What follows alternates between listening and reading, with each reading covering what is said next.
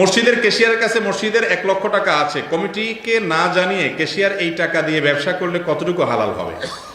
মসজিদের ক্যাশিয়ারের কাছে যেই টাকা থাকবে সেই টাকাটা তার কাছে আমানত। এই টাকা কমিটিকে না জানানো, যদি কমিটিকে জানানো হয় আর কমিটি বলে ঠিক আছে আপনি ব্যবহার করেন, তারপরেও তার জন্য ব্যবহার করা জায়েজ, কারণ এই টাকা কমিটির কারণ নিজের টাকা না। এই টাকার মালিক কে?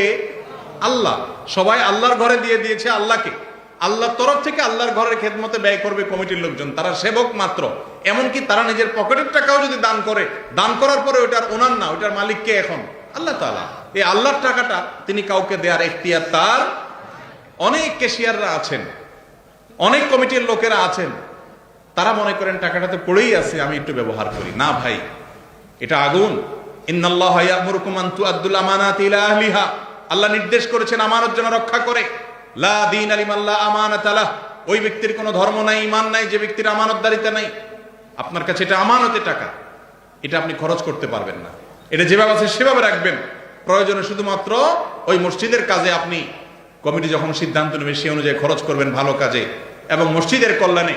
আপনি নিজের কাজে সেটা খরচ, কমিটির লোকজন যদি বলে যে আমরা হাওলাত দিয়ে দিলাম মসজিদের টাকা কাউকে, এই এখতিয়ার কমিটির নাই, কারণ এটা তাদের নিজস্ব টাকা না। কথা কি বুঝাতে পারছি?